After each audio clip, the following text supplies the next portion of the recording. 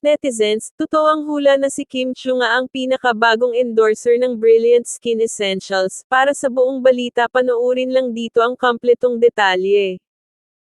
Nahulaan at totoo ngang si Kim Chiu ang pinakabagong endorser ng beauty and cosmetic product na Brilliant Skin Essential na pagmamay-ari ni Miss Glenda de la Cruz.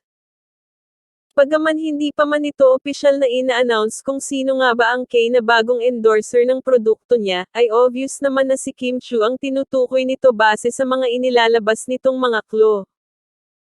Kahapon lang ay nagbahagi si Kim Chiu sa kanyang Instagram story ng kanyang preparation para sa kanyang gagawin na photoshoot. Malakas ang kutob ng mga fans nito na ang gagawin nitong photoshoot ay para sa kanyang bagong endorsement na Brilliant Skin, dahil nagbahagi din ng isang IG story ang CEO at founder ng nasabing beauty and cosmetic product na si Miss Glenda de la Cruz ng kanyang paghahanda para sa isang photoshoot ng K na sinasabi niyang bagong endorser ng kanyang produkto. Sa ibinahaging post naman ng assistant ni Kim Chiu ay ipinasilip nito ang setup ng paggaganapan ng nasabing photoshoot.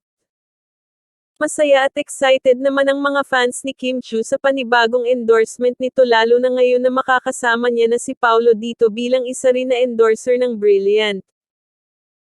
Samantala, kabang-abang naman ang panibagong surpresa at good news ng Kim Pao para sa kanilang mga fans, dahil sa darating na May 12 ay may malaking announcement ang Dreamscape para sa dalawa.